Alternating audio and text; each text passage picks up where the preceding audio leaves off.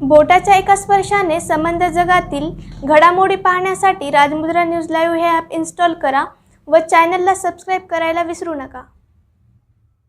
तर आज नांदेड जिल्ह्यामध्ये संभाजीराजे यांनी मोठा मेळावा घेतला आणि त्यामध्ये त्यांनी म्हटले की अजूनही मराठा समाजाच्या मागणी होताना दिसत नाही। त्यातल्या त्यात नांदेड हा तुमचा जिल्हा आहे, त्या ठिकाणी तुमच्यावरती सुद्धा त्यांनी काही विधानं केलेली आहेत।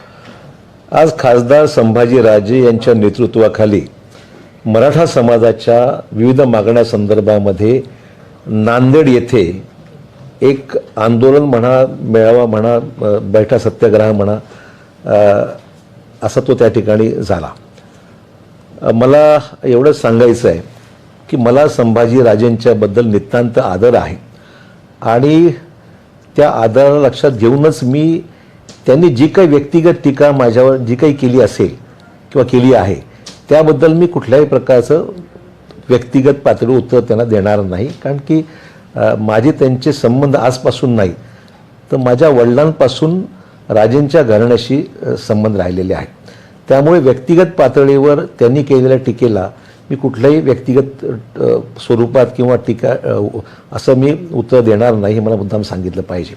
परंतु मला हे नमूद केलं पाहिजे की ह्या सगळ्या आंदोलनाच्या पार्श्वभूमीवर आजचं आंदोलन जे आहे हे संभाजीराजेंना कदाचित माहीत आहे की नाही मला माहीत नाही, परंतु भाजप प्रणित आंदोलन राज्याच्या अनेक ठिकाणी करण्याचा प्रयत्न भाजपने सुरू केलेला आहे आणि डॅमेज कंट्रोल एक्सरसाइज म्हणजे संसदेमध्ये झालेलं एकंदरीत सर्व बॅकग्राऊंड, संसदेमध्ये भाजपची असलेली भूमिका मौन धारण करण्याची आणि संभाजीराजे एकमेव असे राज्यसभेतले सदस्य होते की ज्यांना बोलायला सुद्धा प्रतिबंध करण्याचा प्रयत्न झाला।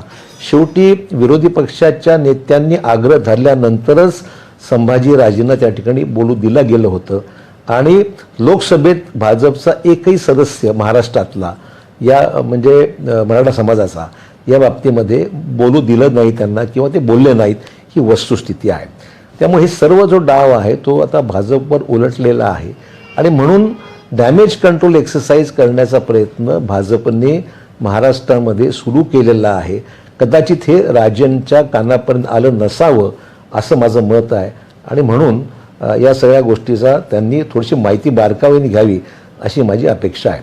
आपल्याला कल्पना आहे की 102व्या घटना दुरुस्तीनंतर आणि 50%च्या आरक्षणाची मर्यादा म्हणजे राज्याला अधिकार राहिलेले नव्हते 102व्या घटना दुरुस्तीनंतर आणि 50%ची आरक्षणाची मर्यादा ही सुप्रीम कोर्टाने इंदिरा साहनी प्रकरणामध्ये घालून दिल्यानंतर हे सगळंच अपेक्षा होती की यावर संसदेमध्ये काही घटनात्मक त्याच्यामध्ये बदल करून ही अट शिथिल करण्याची तयारी केंद्र सरकार करेल अशा प्रकारची अपेक्षा होती।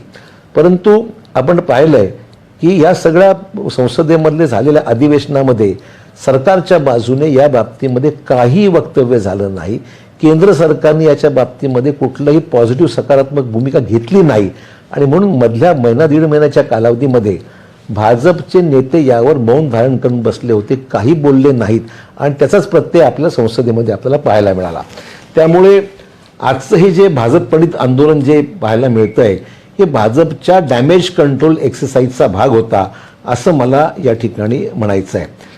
आणि म्हणून मला एवढं सांगायचं आहे की संभाजीराजेंच्या बाबतीमध्ये पक्षाच्या पलीकडे जाऊन सर्वांना त्यांच्या बाबतीमध्ये एक आदराची भावना आहे, नितांत आदर आहे आणि म्हणून राजेंनी एक काळजी घेतली पाहिजे की त्यांनी त्यांचा नावाचा किंवा त्यांचा गैरवापर कोणी करत असेल तर ते त्यांनी थांबवलं पाहिजे, होऊ दिलं नाही पाहिजे, कारण त्याचा वापर करण्याचा प्रयत्न दुर्दैवाने महाराष्ट्रामध्ये होतोय असं माझं व्यक्तिगत मत आहे। त्याचंच प्रतीक आज तिकडे जे काही चाललं होतं चित्र दिसत होतं हे नांदेडमध्ये पाहायला मिळालं।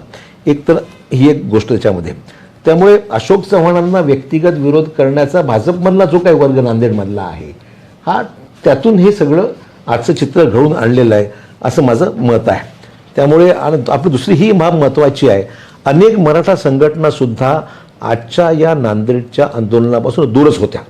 ही त्यातली वैशिष्ट्य माहिती ही घेतली पाहिजे आपण की अनेकांनी सांगितलं आम्ही त्यात सहभागी होणार नाही, कारण की ह्याची जी पार्श्वभूमी वेगळी आहे आणि भाजपचं हे एकंदरीत हे आंदोलन आहे।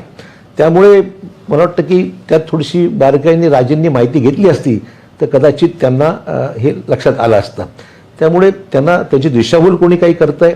आणि दुसरा विषय असा आहे की मला माहीत नाही त्यांना कोणी ही माहिती दिली की खुल्या प्रवर्गातील लोकांसाठी आम्ही कास्ट व्हॅलिडिटी मागितली, असं एकही घडलं नाही. त्यांनी जे मुद्दे उपस्थित केले आहेत त्याच्यामध्ये मला प्रामुख्याने सांगायचं आहे, कुठल्याही ओपन समाजातील माणसाला कास्ट व्हॅलिडिटी बाबतीमध्ये विचारणा झाली. आपण सांगितलं होतं की तुम्हाला जर SCBC रद्द झाल्यामुळे पर्याय EWSचा आहे किंवा ओपनचा आहे, पण ओपनमध्ये जाण्याकरता किंवा EWSचं स्वीकारण्याकरता कास्ट व्हॅलिडिटी कोणीही सरकारी अधिकाऱ्यांनी मागितली जर त्यांनी मला सांगितलं तर त्याच्यावर तातडीने कारवाई करण्याची सरकारची तयारी आहे. परंतु असं नुसतं वेग बोलून चालणार नाही, कुठेही मागण्यात आलेली नाही, हा माझा पहिला दावा आहे. आणि दुसरं माझं मत आहे की EWSची जी काही पद्धती आहे त्यासाठी काही निकष आहेत, केंद्र सरकारने घातलेली त्याच्यामध्ये काही आर्थिक मर्यादा आहेत, तर त्या सगळ्या बाबतीत सर्क्युलर शासनाने इश्यू केलेलं आहे कशा पद्धतीनं पाहिजे. तर EWSचं सर्टिफिकेट पूर्वलक्षी प्रभावाने देण्याच्या बाबतीमध्ये सरकारचं लिखित GR काढलेलं आहे आणि त्या GR प्रमाणे ते उपलब्ध आहे. मुद्दा फक्त एवढाच आहे की याच्यामध्ये EWSच्या कंडिशन्स ज्या आहेत त्या केंद्र सरकारने घालून दिल्या, त्याचं कंप्लायन्स करावंच लागतं. कास्ट व्हॅलिडिटीचा प्रश्नच उद्भवत नाही, हे मला मुद्दाम सांगितलं. हा त्यातला पहिला मुद्दा. दुसरा, सारथी संस्थेला आपण कोल्हापुराचं उपकेंद्र ह्याचं उद्घाटन महाराजांच्या उपस्थित झालेलं आहे, म्हणजे सरकारचाच भाग आहे. सारथी नियोजन विभागाकडे जरी असलं तरी शेवटी सरकार म्हणून आपण काम करत आहोत आणि सरकार म्हणून सारथीला उपकेंद्राचं उद्घाटन कोल्हापूरला झालं. मी स्वतः होतो, मुख्यमंत्री स्वतः होते आणि अन्य लोकांच्या उपस्थित उपकेंद्राचं उद्घाटन त्या ठिकाणी झालं. पुण्यातल्या मुख्यालयाला सुद्धा सारथीच्या जागा देण्यात आलेली आहे, तो निर्णय सुद्धा घेण्यात आलेला आहे. जागा आता पुढची बांधकाम वगैरे प्रक्रिया जो अवधी लागेल तो लागेल, पण जागा देण्यात आलेली आहे. अण्णासाहेब पाटील महामंडळाचा विषय असा आहे की तिथले जे आलेले प्रस्ताव असतील किंवा त्यांना जे काही सूचित करायचं असेल तो संचालक मंडळाचा अधिकार, शासन स्तरावर निर्णय होत नाहीत. अण्णासाहेब पाटील महामंडळाअंतर्गत जे काही विषय आहेत ते महामंडळाला घ्यावे लागतात. महामंडळाच्या हा नियुक्तीचा विषय जो आहे तो शासन स्तरावर विचाराधीन आहे, तो लवकर आदेश निघतील. परंतु मुद्दा एवढाच आहे की जे संचालक मंडळाचे अधिकार आहे तो शासनाने निर्णय घेण्याचा प्रश्नच उद्भवत नाही. चौथी गोष्ट अशी आहे की 14 जिल्ह्यातील वसतिगृहाचा तो निर्णय आहे तो शासनाने घेतलेला आहे. बाकीच्या ठिकाणी कुठे जागा उपलब्ध होते, कुठे परवाच मला सांगायला हरकत नाही की 15 दिवसापूर्वी मी आणि महसूल मंत्री यांनी प्रत्येक जिल्ह्याचा आढावा घेतला. विभागीय आयुक्त, महसूल सचिव, महसूल मंत्री आम्ही स्वतः बसून त्या गोष्टीचा आढावा घेतला. 14 ठिकाणी जागा मिळालेल्या आहेत. त्या जागा काही आता मुद्दा एवढाच यामध्ये महत्त्वाचा आहे की कोविडच्यामुळे महाविद्यालय चालू नाही आहेत, बऱ्याच ठिकाणी पाहतो कॉलेजेस सुरू नाही आहेत, विद्यार्थी हे हॉस्टेलमध्ये जाण्या इतपत कुठे तयारी नाही आहे आणि म्हणून हॉस्टेलची म्हणजे उपलब्ध आहेच ना, हॉस्टेल 14 ठिकाणी हॉस्टेल उपलब्ध आहेत. त्यामुळे तिथे जर कोणाला ॲडमिशन घ्यायचे तर रोखले कोणी. परंतु बाकीच्या ठिकाणी प्रक्रिया तर असं आहे की जी काही प्रोसेस आहे कुठल्या सरकारने केलं, मागे झालं, आता हे काही राजकीय भाषणाचा विषय नाही ना. इथे जी कमिटमेंट आहे ती पाळत आहोत. 14 ठिकाणी उपलब्ध झाले, बाकी ठिकाणी जी प्रक्रिया सुरू आहे, जो काही अवधी काही आज सांगितलं उद्या होईल असा विषय नसतात ना, त्याला जो लागतो अवधी त्याला. पण ती महसूल मंत्र्यांनी माझं जाऊ द्या, महसूल मंत्री स्वतः त्या बैठकीला उपस्थित होते आणि महसूल मंत्र्यांच्या उपस्थितीमध्ये आढावा बैठक मंत्रालयामध्ये आम्ही घेतला 15 दिवसापूर्वी. पुढचा विषय जो आहे की गुन्हे मागे घेण्यात आलेले नाहीत, जे गुन्हे आंदोलकांवर झालेत. मला हे मुद्दाम खुलासा केला पाहिजे की एक जीवितहानी झाल्याचा एक विषय आहे की ज्या ठिकाणी एक माणूस मृत्युमुखी पडलेला आहे आणि 5 लाखापेक्षा जे काय आर्थिक नुकसान अधिकचं झालं आहे, 16 गुन्हे आहेत. हे वगळले, कारण ह्या गोष्टीला शासनाचे जे नियम आहेत त्याच्याप्रमाणे कुठे 5 लाखापेक्षा जास्त डॅमेज झाले तर पैसे भरावे लागतात त्याला, हे नियमाचं गव्हर्नमेंटचा. किंवा एक जीवितहानी झाली, माणूस मेला आहे त्याच्यामध्ये, अशा केसेस जर वगळल्या तर जवळपास 199 खटले मागे घेण्यास यापूर्वीच मंजुरी देण्यात आलेली आहे आणि 109 खटले मागे घेण्याबद्दल सध्या विषय न्यायालयामध्ये आहेत. आम्ही कोर्टाजवळ गव्हर्नमेंटने बाजू घेतलेली आहे की 109 खटले मागे घ्या. तर तो निर्णय न्यायालयाला घ्यायचा आहे. आमची भूमिका आम्ही मांडलेली आहे. कोर्टाने निर्णय घ्यायचा आहे 109 वापस घेण्याच्या बाबतीमध्ये. सकारात्मक सरकारने भूमिका घेतली की मागे घ्या आणि 199 खटले मागे घेण्यास मंजुरी देण्यात आलेली आहे. म्हणजे राहतो प्रश्न कुठला, जे न्यायालयामध्ये राहिले ते न्यायालयाच्या प्रक्रियेचा भाग आहे. आणि जे 16 गुन्हे जे आहेत ते गुन्हे असे आहेत की जे नुकसान झालेलं आहे आणि एक जीवित ते वगळतात, ते काही करता येत नाही. त्याच्यामध्ये अडचणी आहेत, कायदेशीर अडचणी पण करता येत नाही.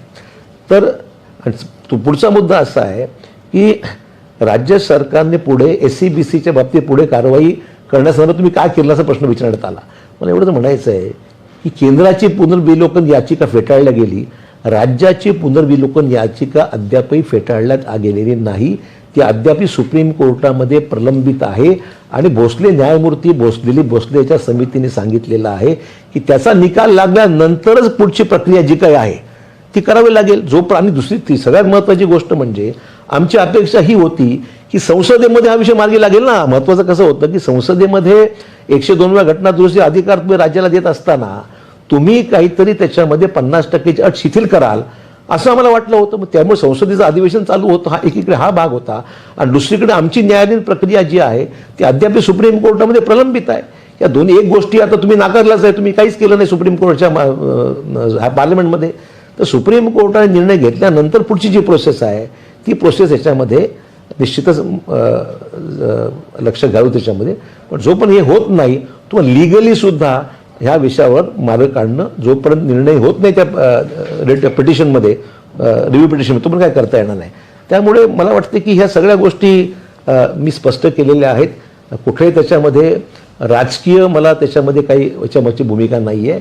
जी भूमिका आहे प्रामाणिकपणे मी आत्ता पण प्रयत्न केलेला आहे, आगामी काळात सुद्धा मी प्रयत्न करत राहणार. संभाजीराजे माझ्यावर काही जरी बोलले असतील त्याचा राग माझ्या मनात अजिबात नाही. त्यांचं मी स्वागतच करेन, त्यांच्या सूचनेचं अजूनही स्वागत करेन. आणि मला वाटतं महाराष्ट्राच्या मुख्यमंत्र्यांनी अतिशय डिटेल पत्र त्यांना दिलेलं आहे. सगळ्या गोष्टी तुम्हाला जे मांडतो सगळ्या गोष्टी उल्लेख त्याच्यामध्ये अजून काय केलं अपेक्षित आहे. तुम्ही नांदेडला जे झालं तुम्ही म्हणता की भाजप प्रणित होतं, म्हणजे संभाजीराजे ज्या लोकांसमोर आज बोलले ते सगळे भाजपचे लोक होते. हे भाजप प्रणित होतं ना. हे ऑर्गनाईज करण्याचं जे काम आहे, गाड्या कोणी लावल्या कोणी सगळी आमची माहिती आहे ना. आम्ही रोज तिथे लोकलचेच आहोत.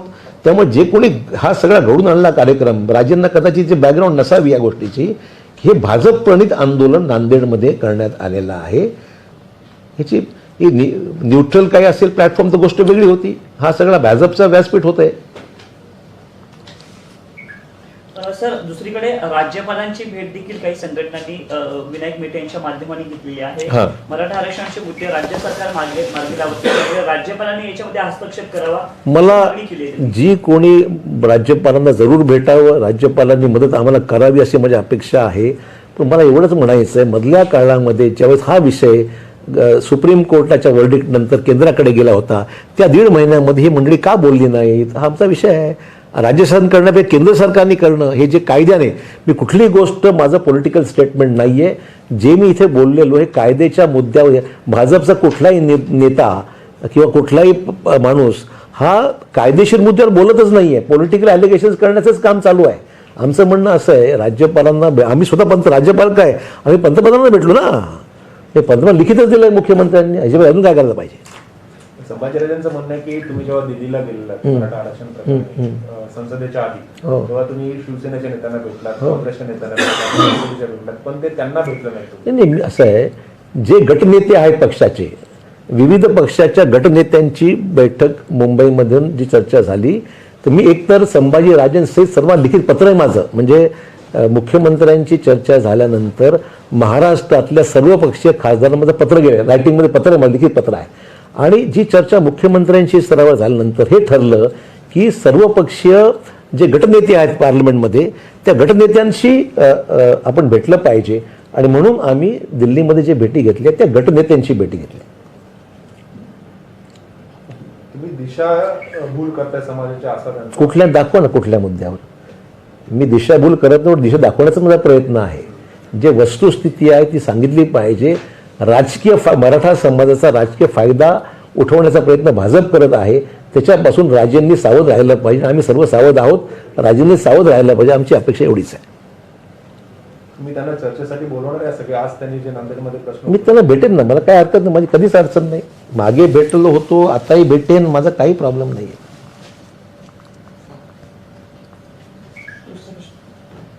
सांगा अजून काही. हो, दुसरे पुढे हेच वेळा बोला.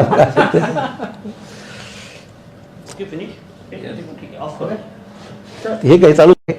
भाजपच्या विरोधामध्ये सर्व विरोधी पक्षांची एकजूट राहिली पाहिजे, आहेच आणि ती राहिली पाहिजे. अधिक प्रभावीपणे आगामी काळात पावलं उचलण्याच्या दृष्टिकोनात हे महत्त्वपूर्ण पाऊल इनिशिएटिव्ह हा काँग्रेस अध्यक्षांनी घेतलेला आहे, तो स्वागतार्ह आहे.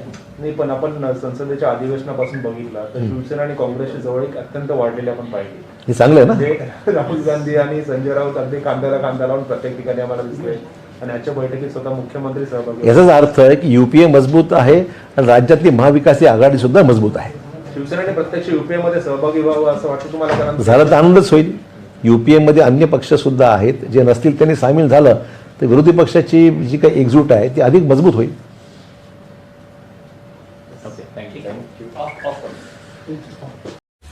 ताज्या घडामोडी पाहण्यासाठी राजमुद्रा न्यूज लाईव्हला सबस्क्राईब करा, बेल आयकॉन